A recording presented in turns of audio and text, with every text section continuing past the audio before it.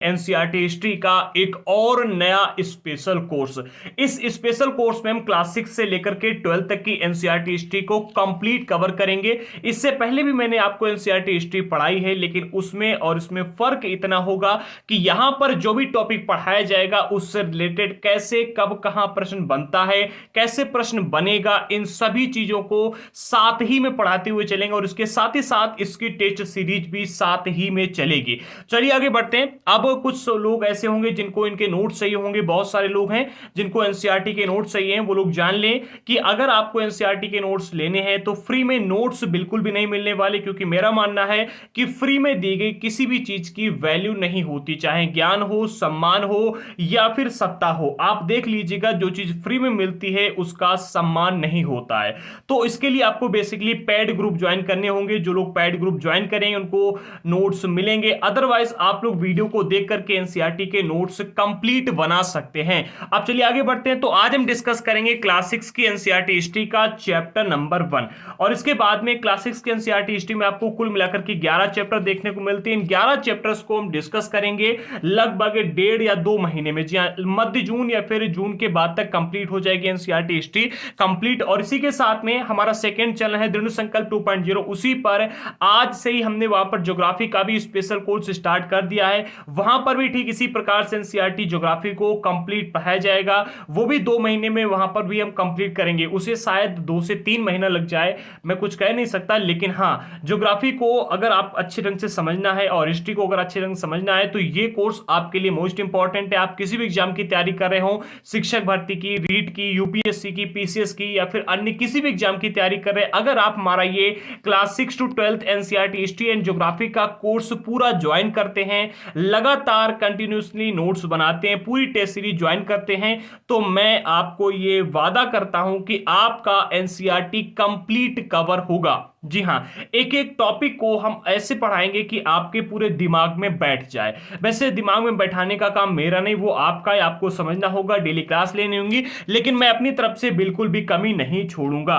देखिए, क्लास 6 के NCERT history में 11 चैप्टर मिलते हैं। चैप्टर नंबर 1 जो आपका है, आज इसको हम डिस्कस करने वाले हैं, और इस चैप्टर का नाम है क्या, कब, कहां और कैसे। बेसिकली इस चैप्टर में आपको ये जानने को मिलेगा कि अतीत के बारे में हम क्या क्या जान सकते हैं। यानी कि अगर आप क्लास 6 के एनसीईआरटी हिस्ट्री में देखोगे तो इसमें आपको प्राचीन भारत का इतिहास देखने को मिलता है। तो प्राचीन भारत के विषय में हम क्या क्या जान सकते हैं, इस चीज को पढ़ेंगे। लोग कहां रहा करते थे, इस चीज को पढ़ेंगे। और इसके बाद में देश का नाम हमारे कैसे पड़ा, ठीक है, देश का नाम हमारे देश का नाम कैसे पड़ा, और अतीत के बारे में जो भी हम जानते हैं वो कैसे जानते हैं, इनके बारे में हमको कैसे पता चला, कब्रों से हमको कैसे जानकारियां मिली, ठीक है, अभिलेखों से हमको कैसे जानकारियां मिली।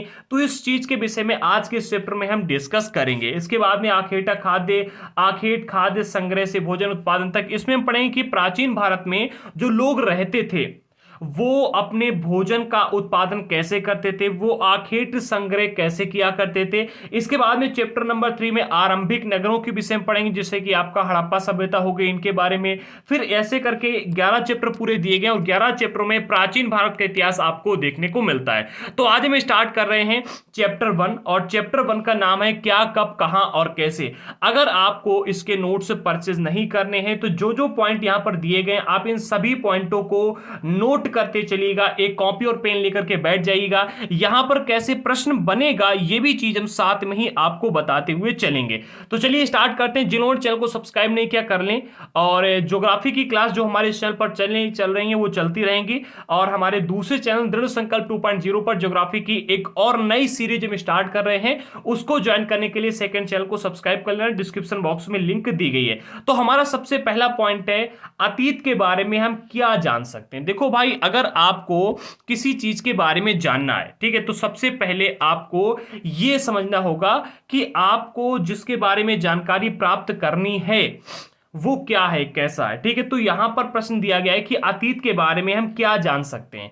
देखिए, अगर आप किसी क्षेत्र में जा रहे हैं, यानी कि आप किसी कंपनी में काम करने जा रहे हैं या फिर आप किसी व्यक्ति के साथ में काम करने जा रहे हैं, तो आपको उस व्यक्ति के या फिर उस कंपनी के बारे में थोड़ी बहुत नॉलेज होना आवश्यक होता है। ठीक इसी प्रकार से अगर आपको प्राचीन भारत को समझना है तो आपको प्राचीन की भारत के विषय में हम क्या क्या जानकारियां प्राप्त कर सकते हैं, इस चीज को पता लगाना आवश्यक आवश्यक होगा। तो सबसे पहले हम यही डिस्कस करते हैं कि अतीत के बारे में हम क्या क्या जान सकते हैं। तो सबसे पहला पॉइंट मिलता है कि अतीत के बारे में हम लोगों की दिनचर्या को जान सकते हैं कि लोग किस प्रकार से अपनी दिनचर्या को लोगों की दिनचर्या कैसी थी, लोग किस प्रकार से रहते थे, यानी कि जैसे कि लोग क्या खाया करते थे, ठीक है, क्या खाते थे, कहां पर रहते थे, कैसे कपड़े पहनते थे, किस तरह के घरों में रहते थे, ये चीजें हम जान सकते हैं। यानी कि लोगों की दिनचर्या को हम अतीत के बारे में जान सकते हैं। अगला पॉइंट मिलता है कि हम आखेटक को शिकारी कहा जाता है। आजकल आप लोग देखते हैं कि शिकार काफी ज्यादा होने लगे हैं, ठीक है। तो जो शिकारी लोग होते हैं, हम शिकारियों के विषय में जान सकते हैं। शासकों के बारे में जानकारियां पता लगा सकते हैं कि किस प्रकार से कौन कौन शासक पहले रहा करते थे। पशुपालकों, कृषकों, व्यापारियों, पुरोहितों, शिल्पकारों, वैज्ञानिक, संगीतकारों और कलाकारों के जीवन के विषय में भी हम भारी यानी कि बहुत अधिक जानकारियां प्राप्त कर सकते हैं, ठीक है। इनके विषय में हमने बहुत सारी जानकारियां प्राप्त की भी हैं और कर भी सकते हैं, ठीक है। तो अगर आपसे कोई प्रश्न पूछे थे कि यहां पर प्रश्न बनता है, यहां पर प्रश्न बनता है, यहां पर प्रश्न बनेगा कि भाई हम अतीत के बारे में निम्नलिखित में से क्या जान सकते हैं, और आपके सामने 4 ऑप्शन रख देगा। ऑप्शन ए कर देगा क्या खाते थे, ऑप्शन बी रख देगा कि किस प्रकार के घरों में रहते थे, ऑप्शन सी रख देगा कि जन्म और मृत्यु दर कितनी थी, और ऑप्शन डी रख देगा कि किस प्रकार के गीत गाए जाते थे। देखो, हम अतीत के बारे में सब कुछ जान सकते हैं कि भाई क्या खाते थे, लोग कहां रहते थे, ठीक है, उनकी दिनचर्या क्या थी, शिल्पकार, शासक, पशुपालक, सब कुछ जान सकते हैं। लेकिन हम ये नहीं जान सकते हैं कि पहले जन्म दर और मृत्यु दर कितनी थी, ठीक है। तो हम इतनी चीजों की, इन सभी लोगों के विषय में जानकारियां प्राप्त कर सकते हैं। और केवल इतना ही नहीं, हम ये भी जान सकते हैं कि लोग कौन से नाटक देखा करते थे, कौन सी कहानियां सुना करते थे, बच्चे कौन से खिलौने खेला करते थे, या फिर कौन कौन से गीत गाए जाते थे, ये सब हम पता लगा सकते हैं, ठीक है। और अतीत के बारे में अभी तक हम काफी जानकारियां प्राप्त कर चुके हैं, और आगे भी हमारे यहाँ के जो पुरातत्वविद हैं वो अतीत के बारे में जानकारी प्राप्त करने में लगे हुए हैं, और आगे भी हमको बहुत अधिक जानकारियां प्राप्त होंगी, ठीक है। तो यहां पर प्रश्न ऐसे ही बन सकता है, आपको सामने 4 ऑप्शन देगा कि अतीत के बारे में निम्नलिखित में से क्या जान सकते हैं या फिर क्या नहीं जान सकते, और आपको उसका उत्तर देना होगा। तो इतनी चीजें हैं लोगों की दिनचर्या के बारे में, और ये जो लोग दिए गए इनके बारे में हम जानकारियां प्राप्त कर सकते हैं। और उसके बाद में नाटक कैसे देखा करते थे, कहानियां कौन सुना करते थे, बच्चे कौन से खिलौना खेला करते थे, गीत क्या क्या गाए जा सकते थे, इतनी चीजों के विषय में हम अतीत के बारे में जान सकते हैं, यानी कि प्राचीन भारत के विषय में जान सकते हैं। अब अगला पॉइंट मिलता है, लोग रहते कहां थे। देखो भाई, प्राचीन भारत है, ठीक है, और प्राचीन भारत में ऐसे सुंदर सुंदर महल तो होते नहीं थे, ठीक है। प्राचीन भारत का अर्थ हुआ जाकर किस कि प्राचीन भारत के इतिहास या फिर प्राचीन इतिहास का अर्थ ये हुआ जाकर के कि किसी भी प्रकार का विकास नहीं है, ठीक है, किसी आधुनिकता नहीं है उस टाइम, ठीक है। तो जब आधुनिकता नहीं है, मॉल नहीं है, होटल नहीं है, तो लोग रहा कहां करते थे। तो इसके लिए सबसे पहला पॉइंट मिलता है कि कई लाख वर्ष पूर्व, यानी कि आज से बहुत समय पहले क्या था, नदियों, तालाबों इत्यादि के पास में लोग रहते थे, क्योंकि यहां इन लोगों को शिकार करने के लिए जानवर और प्राकृतिक चीजें जैसे कि फल, सब्जी, जड़ इत्यादि प्राप्त हो जाती थी। अब आप कहोगे कि भाई जो लोग थे उन्होंने नदियों और तालाबों के पास में ही रहना क्यों आरंभ किया। अब आप भाई कहां पर रहना चाहोगे, आप एक ऐसी जगह जो कि बंजर इलाका है वहां रहना पसंद करोगे, या फिर ऐसी जगह पर रहना पसंद करोगे जहां पर आपको रोजगार मिल जाए, खाने पीने की सामान मिल जाए, आपको बच्चों को पढ़ाने के लिए अच्छा स्कूल मिल जाए, कॉलेज मिल जाए, जहां पर आपको रोजगार मिले, हर तरह की सुख सुविधा हो, आप वहीं पर रहना तो पसंद करोगे। अब जो प्रारंभिक लोग थे, ठीक है, जो प्रारंभिक मानव थे, या फिर कहें कि जो प्राचीन भारत के लोग थे कई लाख वर्ष पूर्व, ये लोग नदियों और तालाबों के पास रहा करते थे। इसका प्रमुख रीजन ये था कि नदियों और तालाबों के पास में पानी पीने के लिए जानवर आते थे, तो उनका ये शिकार कर लेते थे। अब चूंकि नदी और तालाबों के पास में पानी होता था, तो वहां पर प्राकृतिक चीजें जैसे कि फल, सब्जी, जड़ इत्यादि चीजें वहां पर उगाती थी, तो उनको खा करके ये अपने जीवन का वहन कर सकते थे। तो इस वजह से लोग नदी और तालाबों के पास में रहते थे। अगला पॉइंट मिलता है, इन लोगों में कुछ कुशल संग्राहक भी थे, जो कि आसपास के विशाल संपदा से परिचित थे और अपने समुदाय के लोगों के लिए भोजन का संग्रह किया करते थे। अब देखो, संग्राहक, तो इसका तो अर्थ आपको पता होगा। संग्राहक का अर्थ हुआ कि जिस किसी चीज का संग्रह करने वाला, यानी कि जमा करने वाला, रखने वाला, ठीक है।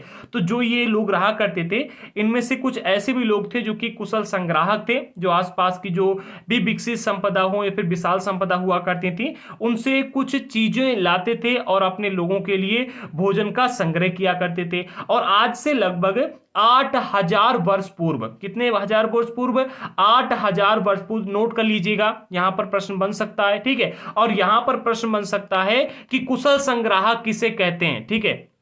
यहां पर प्रश्न बन सकता है कि कुशल संग्राहक किसे कहते हैं। यहां पर प्रश्न बन सकता है इस पॉइंट में कि आज से कई लाख वर्ष पूर्व लोग कहां पर रहा करते थे, या फिर कहें कि किस स्थान पर रहा करते थे, तो ये नदी और तालाबों के पास में रहते थे, ठीक है। और कुशल संग्राहक किसे कहते हैं, ये भी पॉइंट है। इसके बाद में अगला पॉइंट मिलता है, आज से लगभग 8,000 वर्ष पूर्व सर्वप्रथम मनुष्य ने गेहूं और जौ जैसी फसलों को उगाना सुलेमान और किरथा की पहाड़ियों के कुछ क्षेत्रों में उपजाना आरंभ किया था। देखो यहां पर पॉइंट इंपॉर्टेंट है, इसको याद करना और नोट कर लेना। कहां पर, सुलेमान और किरथर, यानी कि ये वाला इलाका जो है, जो आज आपको पाकिस्तान में देखने को मिलता है, हमारे भारत का, ठीक है। ये पहले जब अखंड भारत था तो ये सब भारत में ही जुड़ा था, ये सब पूरा भारत में जुड़ा था, ठीक है। तो ये किरथर और सुलेमान जो कि हमारे भारत का हिस्सा था, यहां पर सबसे पहले आज से लगभग 8,000 वर्ष पूर्व गेहूं और जौ की खेती करना आरंभ किया गया था, यानी कि यहां पर इन चीजों को उपजाना शुरू किया गया था। और उन्होंने गाय, बैल, भेड़, बकरी, कुत्ता जैसे जानवरों को पालतू बनाना भी शुरू किया था। और ये लोग गांव में रहते थे, याद रखना, यहां पर गांव बसाए गए थे और गांव में इन लोगों ने रहना आरंभ किया था, ठीक है। अब यहां पर प्रश्न ऐसे बनेगा कि आज से कितने वर्ष पूर्व सर्वप्रथम मनुष्य ने गेहूं व जौ जैसी फसलों को सुलेमान और किरथर की पहाड़ियों में उपजाना आरंभ किया था। उत्तर देंगे 8,000 वर्ष पूर्व। या फिर आपसे ऐसे प्रश्न पूछेगा कि आज से लगभग 8,000 वर्ष पूर्व मनुष्य ने सर्वप्रथम गेहूं और जौ जैसी फसलों को उपजाना कहां पर आरंभ किया था, तो आप कहेंगे सुलेमान और किरथर की पहाड़ियों के क्षेत्रों में, ठीक है। तो प्रश्न कई तरह से बनता है, समझते चलिए, याद करते चलिए। देखिए ये आपका सुलेमान और किरथर का इलाका, ये पहाड़ी वाला इलाका है, यहीं पर उपजाना आरंभ किया गया था। अगला पॉइंट मिलता है, गेहूं और जौ उपजाने के प्राचीनतम साक्ष्य मेहरगढ़, जो कि आज बलूचिस्तान में, यहां से प्राप्त होती है। अब आप कहो कि मेहरगढ़ कहां पर है, ठीक है, तो ये बलूचिस्तान में स्थित है मेहरगढ़, ठीक है। तो बलूचिस्तान जो कि आज मतलब बलूचिस्तान में मेहरगढ़ है, ठीक है। तो यहां से गेहूं और जौ उपजाने के प्राचीनतम साक्ष्य प्राप्त होते। अगला पॉइंट मिलता है, नवीनतम तथ्यों के अनुसार चावल जो हैं, ठीक है, जिसको आज हम लोग खाते हैं, कई प्रकार के चावल आते हैं। अब तो मतलब चावल की कई सारी वैरायटियां आ गई हैं, आपको 10 रुपए से लेकर के 100, 150, 200 रुपए तक के चावल मिल जाएंगे, ठीक है, कई सारी वैरायटियां। लेकिन पहले, सबसे पहले जो चावल उपजाया गया था, ठीक है, चावल उपजाने की जो प्राचीनतम साक्ष्य, नवीनतम तथ्यों के अनुसार चावल उपजाने की जो प्राचीनतम साक्ष्य, ये संत कबीर नगर के लहुरा देव में पाए गए थे। कहां पर, संत कबीर नगर के लहुरा देव में पाए गए। ये साक्ष्य आज से लगभग 9,000 से 8,000 वर्ष पूर्व के हैं, यानी आज से लगभग 9,000 से 8,000 वर्ष पूर्व लहुरा देव में, कहां पर, लहुरा देव में इसको उपजाना आरंभ किया गया था, ठीक है। तो ये भी इंपॉर्टेंट पॉइंट है, इसको भी याद रखना। अब यहां पर भी प्रश्न बनेगा, ठीक है, प्रश्न कैसे बनेगा, इस चीज को भी आप याद रखिएगा। यहां पर प्रश्न बनेगा कि नवीनतम तथ्यों के अनुसार चावल उपजाने के प्राचीनतम साक्ष्य कहां से पाए गए हैं, ठीक है। ऑप्शन आपको 4 दे देगा, लहुरा देव में, मेहरगढ़ में, हड़प्पा में, या फिर मगध में। आपको उत्तर देना होगा लहुरा देव में, जो कि संत कबीर नगर में, संत कबीर नगर के लहुरा देव में, ठीक है। अब देखते हैं यहां पर लहुरा देव कहां पर है। देखिए हम ज्यादा वो ढूंढा खकोरी नहीं करेंगे क्योंकि टाइम अधिक लगेगा, ठीक है, शायद इसमें मेंशन नहीं किया गया, ठीक है। चलिए आगे बढ़ते हैं, आप बाद में ढूंढ लेना, ठीक है। और इसके बाद में अगला पॉइंट मिलता है, गारो तथा मध्य भारत के विंध्य पहाड़ी क्षेत्र अन्य कुछ ऐसे क्षेत्र हैं जहां कृषि का विकास हुआ। देखो कृषि का विकास कई सारे क्षेत्रों में धीरे धीरे होने लगा था, लेकिन प्राचीन भारत में अगर आप देखोगे तो गारो और मध्य भारत की जो विंध्य पहाड़ी है, ठीक है, कहां, गारो खासी वाली इलाका, और जो विंध्य भारत की, देखिए गारो पहाड़ी ये वाला इलाका हो गया, ठीक है, और विंध्य वाला आपका ये पहाड़ी हो गई। यहां पर इन दो एरियाज में क्या हुआ था, प्राचीन भारत में क्या है कि खेती करने की, कृषि का विकास करने के साक्ष्य आपको देखने को मिलते हैं। और इसके बाद में लगभग आज से 4700 वर्ष पूर्व सिंधु और उसकी सहायक नदियों के किनारे आरंभिक नगरों का विकास हुआ, ठीक है। इन्हीं नगरों में विकसित सभ्यता जो थी उसको सिंधु सभ्यता के नाम से जाना गया। अब देखो सिंधु नदी के किनारे विकसित सभ्यता जो थी, जो सिंधु नदी के किनारे जो विकसित आरंभिक नगर थे, उनको क्या नाम दिया गया, सिंधु सभ्यता, ठीक है। तो अगर आपसे प्रश्न यहां पर पूछा जाए कि सिंधु व उसकी सहायक नदियों के किनारे आरंभिक नगरों का जो विकास हुआ था, इन नगरों को क्या नाम दिया गया, या फिर इन विकसित सभ्यता को क्या नाम दिया गया? तो आप उत्तर करेंगे कि सिंधु सभ्यता। आपसे अगर प्रश्न यहां पर पूछा जाए कि सिंधु सभ्यता का विकास आज से कितने वर्ष पूर्व हुआ था, तो लगभग 4700 वर्ष पूर्व, 4700 वर्ष पूर्व। ठीक है, अगला पॉइंट मिलता है लगभग 2500 वर्ष पूर्व गंगा व उसकी सहायक नदियों के किनारे नगरों का विकास हुआ था। कितने वर्ष पूर्व? 2500 वर्ष पूर्व, यानी सिंधु नदी के किनारे सभ्यता पहले विकसित हुई थी। देखो, अगर आप हड़प्पा का इतिहास पढ़ेंगे तो आपको पता चलेगा, और अभी भी यहीं भी आपको पता चल रहा है कि जो आपकी सिंधु सभ्यता है, सिंधु सभ्यता का विकास हुआ था आज से 4700 वर्ष पूर्व। ठीक है,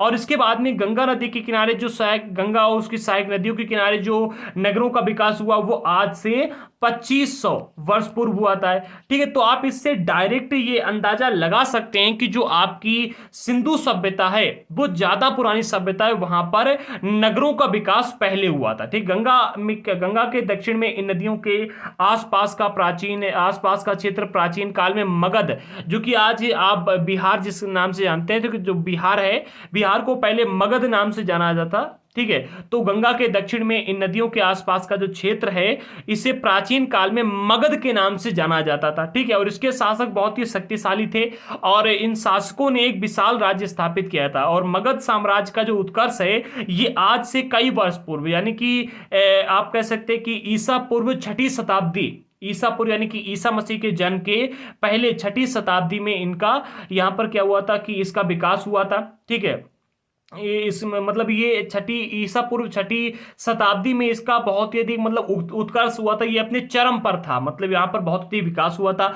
आज अगर आप बिहार में जाकर के देखोगे तो मतलब इतना अधिक गरीबी वहां पर देखने को मिल रही है कि वहां के जो गरीब समुदाय के लोग हैं वो अलग अलग स्टेट में जाकर के मजदूरी कर रहे हैं। ठीक है, लेकिन पहले अगर आप देखोगे, ठीक है, ईसा पूर्व 6ठी शताब्दी में, तो जो बिहार है ये, इसे पहले मगध नाम से जाना जाता था, और मगध में यहां पर बहुत अधिक विकास था, बहुत अधिक संपन्नता थी। ठीक है, ये साम्राज्य अपने उत्कर्ष पर था। ठीक है, मगध साम्राज्य का वास्तविक संस्थापक जो है, इनका नाम है बिंबिसार, याद कर लीजिएगा, बिंबिसार। ठीक है, बिंदुसार जो थे, इन्होंने इस पर अपना मतलब क्या है, अपना कब्जा किया था, मतलब बिंदुसार जो था वो इस पर राज किया था। बिंदुसार ने कब्जा तो नहीं किया था, कब्जा किया था चंद्रगुप्त मौर्य ने। चंद्रगुप्त मौर्य का पुत्र था बिंदुसार। ठीक है, और बिंबिसार ने जो तो मगध की स्थापना की थी, वास्तविक संस्थापक थे। ठीक है, और बिंबिसार ने 544 ईसा पूर्व से लेकर के 492 ईसा पूर्व तक मगध पर राज्य किया था। ठीक है, अब आगे बढ़ते हैं। अब अगला पॉइंट मिलता है हमारा देश भारत। हमारे देश जो भारत है, इसका नाम इंडिया कैसे पड़ा, इसको समझिएगा। आज हम अपने देश को इंडिया या फिर भारत, इन दोनों नाम से बुलाते हैं। ठीक है, लेकिन जो इंडिया शब्द है, इस शब्द की उत्पत्ति हुई है इंडस शब्द से। किससे हुई है? इंडस शब्द से हुई है। अब जो इंडस शब्द है, इससे इंडस शब्द से इंडिया शब्द की उत्पत्ति हुई है। ठीक है, और इसे संस्कृत में सिंधु कहा जाता था, यानी कि सिंधु का हिंदी में अर्थ हुआ इंडस। ठीक है, एक मिनट, इंडिया शब्द की उत्पत्ति हुई है इंडस से। ठीक है, और इंडस शब्द से हुई है, और इंडस शब्द से हुई है जिसे संस्कृत में सिंधु कहा जाता है, यानी कि इनडायरेक्टली अगर आप देखोगे तो हमारे भारत देश का नाम सिंधु है। ठीक है, इनडायरेक्टली, लेकिन डायरेक्टली अगर आप कहोगे तो इंडिया हो गया, क्योंकि देखिए इंडिया शब्द की उत्पत्ति हुई है इंडस से। और ठीक है, और इंडस शब्द जो है, इसे संस्कृत में सिंधु कहा जाता है। ठीक है, और आज से लगभग 2500 वर्ष पूर्व उत्तर पश्चिम की ओर से आने वाले कुछ ईरानी थे और कुछ यूनानी थे। कौन?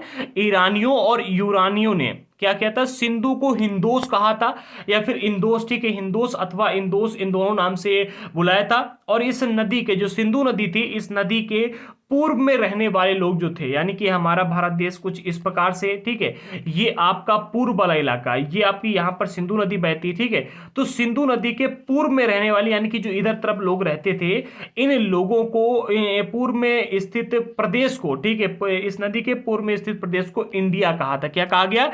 इंडिया कहा गया था। ठीक है, तो याद कर लो हमारे देश का नाम कैसे पड़ा। हमारे देश का नाम आज इंडिया है। इंडिया शब्द की उत्पत्ति हुई है इंडस से, और इंडस शब्द जो कि इसे संस्कृत में सिंधु कहा जाता है। ठीक है, इंडस शब्द को संस्कृत में सिंधु कहा जाता है। और आज से लगभग 2500 वर्ष पूर्व उत्तर पश्चिम से कुछ ईरानी और यूनानी, ठीक है, उत्तर पश्चिम यानी कि इधर और इधर से, ठीक है, एक मिनट, उत्तर वाला इलाका ये, पश्चिम वाला इलाका ये, ठीक है, हमारा भारत देश ऐसा हो गया। तो यहां से आने वाले लोगों ने, ये आपकी सिंधु नदी थी, सिंधु नदी के इधर में रहने वाले लोगों को क्या नाम दिया, इंडिया कहा, ठीक है। हिंदोस अथवा इंदोस शब्द मतलब, और इस एक मिनट, इधर वाले रहने वाले लोगों के लिए इंडिया से ये जो भूमि प्रदेश था, यानी कि जो जगह थी लोगों के लिए, जो जगह थी, इस प्रदेश के लिए इंडिया शब्द का उत्पत्ति, इंडिया शब्द का उपयोग किया था, ठीक है। और सिंधु नदी को हिंदोस और इंदोस नाम से बुलाया था इन लोगों ने, ठीक है।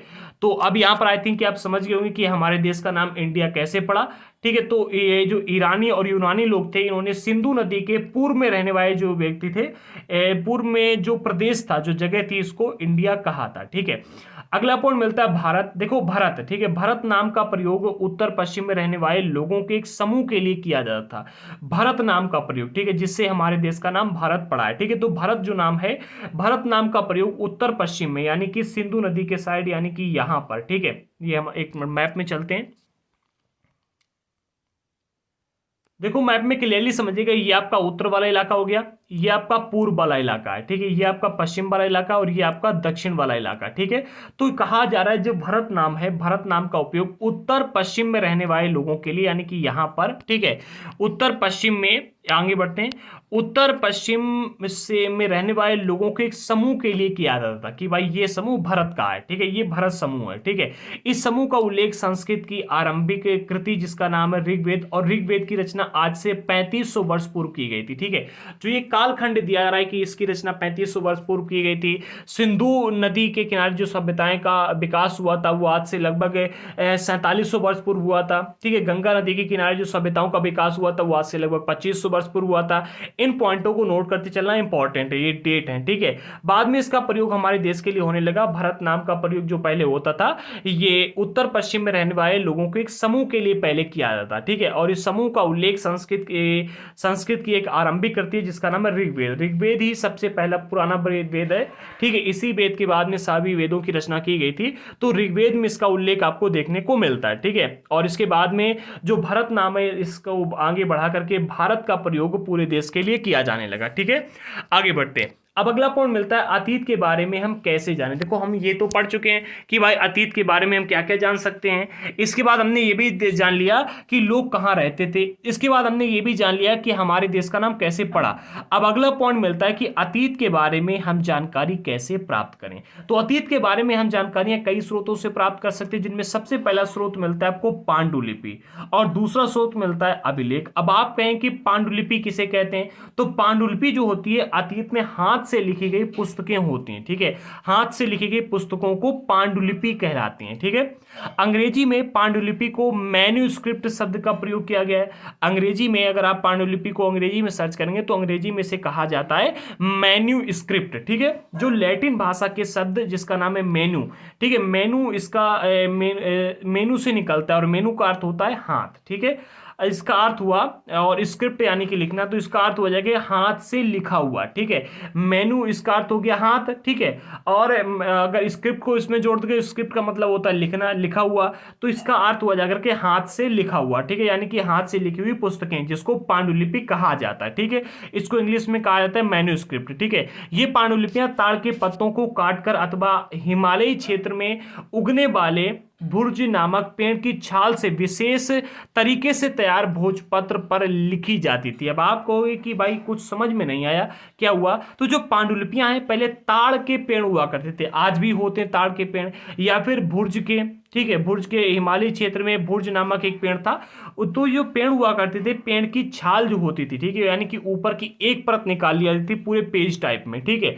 और ये लकड़ी की होती थी, इसी पर लिखा जाता था, ठीक है। इसे भोजपत्र कहा जाता, ठीक है। भोजपत्र तैयार किया जाता और भोजपत्र पर लिखने के बाद में इसे पांडुलिपि नाम दिया जाता। ये पांडुलिपियां मंदिरों और बिहारों, बिहार किसे कहते हैं ये आपको आगे पढ़ने को मिलेगा, ठीक है। बिहार मतलब मंदिर टाइप के ही होते हैं। मंदिरों और बिहारों के अतिरिक्त अन्य स्थानों से भी प्राप्त हुई हैं। साथ ही पांडुलिपियां विभिन्न प्राचीन भाषाओं में प्राप्त हुई हैं, जिनमें संस्कृत,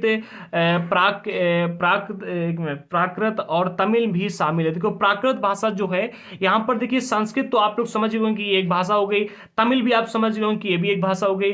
प्राकृत क्या है, ठीक है। तो प्राकृत उस टाइम की वो भाषा है जो आम समाज में बोली जाती थी। प्राकृत भाषा वो हो गई जैसे कि आज आप देखोगे तो हमारे और आपके क्षेत्र में एक भाषा बोली जाती है, ठीक है। ये भाषा इस टाइम यहाँ की प्राकृत भाषा है, ठीक है। कौन सी भाषा है? प्राकृत भाषा है, ठीक है।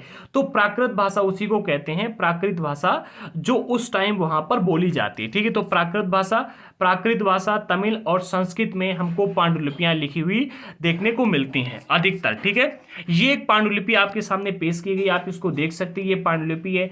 आप कोशिश कीजिएगा कि इस पांडुलिपि में क्या लिखा है इसको पढ़ने की, और पढ़ने के बाद में इसका अगर आपको अर्थ पता चले तो जो व्यक्ति इसका पूरा अर्थ नीचे कमेंट बॉक्स में बताएगा उसे हम सबसे महान समझेंगे। और वैसे बता भी दोगे तो हम कौन सा जान पाएंगे, क्योंकि हमें तो इसका अर्थ पता नहीं है। इतना पता ही देखो बा बना है, ये पता नहीं भाई क्या लिखा, मैं तो पढ़ भी नहीं पा रहा हूँ, ठीक है। कोशिश करो, ये माँ बना है, ठीक है, ये या है, माँ है, ना है, सा है, ग्रा है, ठीक है, ता पा तम नी वा या सा। देखिए इसको पढ़ने की कोशिश अगर की जाए तो पढ़ तो सकते हैं, बट थोड़ा सा कठिन होगा इसको पढ़ना। अब हम बात कर लेते हैं अभिलेख की। देखो आपको ये तो पता चल गया कि पांडुलिपि किसे कहते हैं, अब अभिलेख किसे कहते हैं ये भी समझिएगा। देखो अतीत के बारे में हम अभिलेखों से भी काफी जानकारियां प्राप्त कर सकते हैं। आज से लगभग 2500 वर्ष पूर्व, यानी कि 2250 वर्ष पूर्व वर्ष पुराना अभिलेख हमको अफगानिस्तान के कंधार से पुरातत्वविदों को प्राप्त हुआ है, ठीक है। प्राप्त हुआ है कहां से? अफगानिस्तान के कंधार से प्राप्त हुआ है। कितने वर्ष पुराना? 2250 वर्ष पुराना एक अभिलेख है, ठीक है। ऐसे लेख जो पत्थर अथवा धातु जैसी अपेक्षाकृत कठोर सतह पर उत्कीर्णित किए जाते हैं। आपने कई बार देखा होगा जब आप मंदिर जाते हैं या फिर जब भी कोई नेता रोड बनवाता है तो रोड के साइड में या मंदिर के साइड में पत्थर पर कुछ चीजें लिखवा दी जाती हैं, ठीक है, और वहां पर लगा दी जाती है, सील लगा दी जाती है। आपने कई बार देखा होगा, तो उसे कहा जाता है अभिलेख, ठीक है। क्या कहा जा रहा है?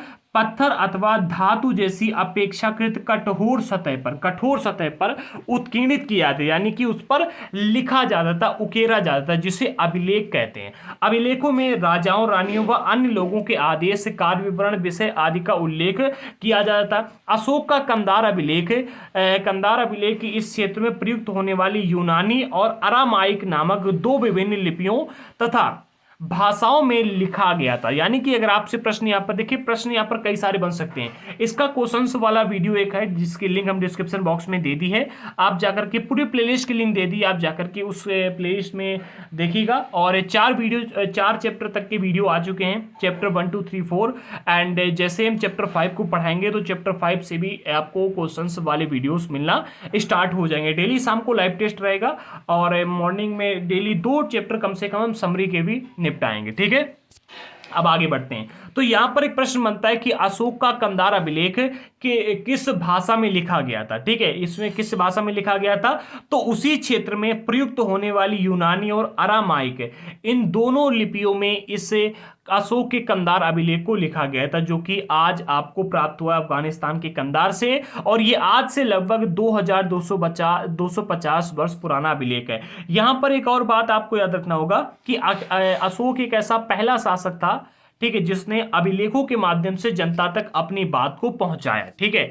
अगला पॉइंट मिलता है, इसके अतिरिक्त अन्य कई वस्तुएं अतीत में बनी और प्रयोग में लाई जाती थी। ऐसी वस्तुओं का अध्ययन करने वाले लोगों को पुरातत्वविद कहते हैं। अब यहां पर देखिए प्रश्न ये भी बन सकता है कि अतीत के बारे में, ठीक है, अतीत में बनी और प्रयोग में लाई जाने वाली वस्तुओं का अध्ययन करने वाले व्यक्ति को क्या कहते हैं, ठीक है, व्यक्ति क्या कहलाता है। यहां पर ऐसा प्रश्न बन सकता है। तो देखो अतीत के बारे में जो जानकारी हमको मिलती हैं, ठीक, अतीत के बारे में प्रयोग की गई या फिर अतीत में बनाई गई जो भी चीजें होती हैं, ठीक है, उनका अध्ययन करने वाले व्यक्ति को, उनके अध्ययन करने वाले या फिर उनको खोजने वाले व्यक्तियों को पुरातत्वविद कहा जाता है, ठीक है। पुरातत्वविद जो होते हैं पत्थर और ईंट से बनी इमारतें, जो पुरानी होती हैं, इमारतों के अवशेषों, चित्रों, ठीक है, मूर्तियों का अध्ययन करते हैं, और वे औजारों, हथियारों, बर्तनों, आभूषणों तथा सिक्कों के प्रति सिक्कों की प्राप्ति के लिए छानबीन और खुदाई भी करते हैं। ठीक है, तो इन सभी चीज़ों की मतलब खोज करने के लिए, इनकी जानकारियां प्राप्त करने के लिए खुदाई भी की जाती है, छानबीन भी की जाती है, तो ये सब होता रहता है। ठीक है, अगला पॉइंट मिलता है तिथियों का मतलब। अब देखो तिथियों का मतलब ये भी एक इंपॉर्टेंट टॉपिक है, वैसे ज़्यादा इंपॉर्टेंट है, आजकल इसके बारे में सभी को पता है। वैसे आप किस एग्जाम की तैयारी करें एक बार डिस्क्रिप्शन कमेंट बॉक्स में जरूर बताना। अगर आपको क्लास अच्छी लगी तो लाइक करना, शेयर करना और सब्सक्राइब तो कर ही लेना। ठीक है, तो सबसे पहला पॉइंट मिलता है ईसा मसीह के जन्म की तिथि से वर्ष की गणना की जाती है। आज कितने वर्ष हो गए, आज का जो टाइम है, आज कितनी डेट है, आज आपको मिलता है 2022। ठीक है, यानी ईसा मसीह के जन्म के 2022 साल हो चुके हैं। ईसा मसीह का जन्म जिस दिन जिस तारीख को हुआ था वो तारीख थी 1/1/1, यानी पहली तारीख, पहला महीना, पहला साल। ठीक है, और ईसा मसीह का जन्म जिस दिन हुआ था उसी दिन से हम वर्ष की गणना करते चले आ रहे हैं। ठीक है, अब ईसा पूर्व को अंग्रेजी में बिफोर क्राइस्ट कहा जाता है, यानी कि ईसा मसीह के जन्म के पूर्व। ठीक है, और हिंदी में वर्तमान में आप तिथि प्रयोग में ई का प्रयोग करते हैं। ठीक है, ई चलन में, जिसे अंग्रेजी में एडी एनो डोमिन कहा जाता है। ठीक है, तो हिंदी में मतलब ईसवी कहा जाता है। ठीक है, और कभी कभी बीसी की जगह बीसीई का प्रयोग किया जाता है। बीसी का अर्थ होता है यानी कि बिफोर क्राइस्ट, यानी ईसा पूर्व। ठीक है, तो ईसी की जगह पर हम कभी कभी देखिए, जो ये आपको ईपू देखने को मिलता है, यानी ईसा पूर्व, इसकी जगह पर हिंदी में कभी कभी हम ई का इस्तेमाल कर लेते हैं। ठीक है, और अंग्रेजी में मतलब इसका अर्थ होता है एनो एडी, यानी एनो डोमिन। ठीक है, अंग्रेजी में कभी कभी एडी का इस्तेमाल मिल जाता है, और कभी कभी आप देखेंगे बीसी की जगह पर बीसीई का प्रयोग होता है। ठीक है, और बीसीई का अर्थ होता है बिफोर कॉमन एरा। ठीक है, कभी कभी क्या होता है कि एडी की जगह पर जो एडी आपको मिलता है एनोडोमिन, इसकी जगह पर कभी सीई का प्रयोग होता है। ठीक है, सीई का अर्थ होता है कॉमन एरा। ठीक है, तो अलग अलग चीजें हैं। कभी कभी अंग्रेजी अक्षरों में आपको बीपी का प्रयोग मिलता है। ठीक है, बीपी का अर्थ हुआ है कि बिफोर प्रोजेक्ट, वर्तमान से पहले। ठीक है, ये चीजें जिनका इस्तेमाल आपको देखने को मिलता है। यहां पर आपको दो चीजें जो इंपॉर्टेंट याद रखनी है, एक तो ईपू है और एक ई है। ईपू यानी कि ईसा मसीह के जन्म के पूर्व, और इसे कभी कभी हम मतलब अपने ई से भी यहां पर लिख देते हैं एनोडोमिन। ठीक है, तो ये चीजें आपको याद रखनी है। इस पर भी प्रश्न बनाए गए हैं जो कि आपको क्वेश्चन वाली वीडियो में मिल जाएंगे। एंड इसी के साथ में हम आगे बढ़ते हैं, और जिन लोगों ने अभी तक चैनल को सब्सक्राइब नहीं किया कर लें। अगर आपको एनसीईआरटी के नोट्स चाहिए हैं तो डिस्क्रिप्शन बॉक्स में हमने हमारा व्हाट्सएप नंबर दे दिया है, आप व्हाट्सएप पर मैसेज कीजिएगा। केवल मैसेज करने से काम नहीं चलेगा, इसके लिए आपको एक पेड ग्रुप ज्वाइन करना होगा।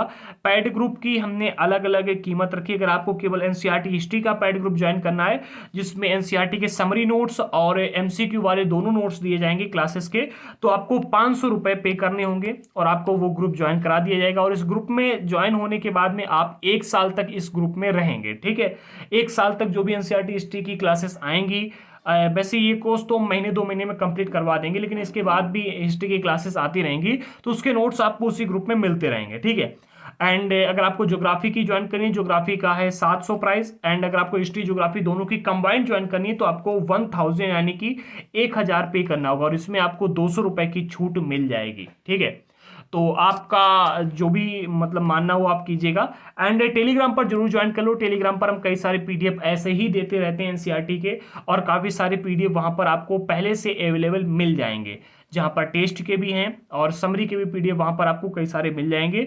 बाकी आप इंस्टाग्राम पर हमको फॉलो कर लीजिएगा, डिस्क्रिप्शन बॉक्स में सभी की लिंक दी गई है। जिन्होंने चैनल को सब्सक्राइब नहीं किया कर लें। हमारे दृढ़ संकल्प यूट्यूब चैनल पर क्लास 6 से 12 तक के एनसीईआरटी के स्पेशल कोर्स फ्री में लाया गया है। कोर्स को ज्वाइन करें, देखें, वीडियो को देखें, चैनल को सब्सक्राइब करें और शेयर करें। मेरा मानना है कि अधिक से अधिक लोगों तक हमारे वीडियोस पहुंचे, ताकि लोग फ्री में वीडियोस देकर के अपनी तैयारी कर सकें। इसके लिए कोई भी पेड ग्रुप ज्वाइन ना करें वीडियोस के लिए। देखिए, नोट्स आप वीडियो को देखकर भी बना सकते हैं। ठीक है, मैं फ्री में नोट्स इसलिए नहीं दे रहा हूं क्योंकि अगर आपको हर चीज़ फ्री में मिलेगी तो आप उसकी इज्जत नहीं करेंगे। कहा जाता है कि फ्री में मिली सत्ता, संपत्ति और सम्मान जिनकी कोई इज्जत नहीं करता, ये मेरा मानना है। कोई नहीं कहता, मेरा मानना है कि अगर आपको फ्री में सत्ता, सम्मान और इज्जत ज़्यादा मिल जाए, या फिर पढ़ाई की भी ज्ञान भी अगर फ्री में दिया जाए, तो उसका कोई सम्मान नहीं करता। इसीलिए हमने इसका प्राइस रखा है। ठीक है, तो मिलते हैं अगले वीडियो के साथ में, तब तक के लिए जय हिंद साथियों।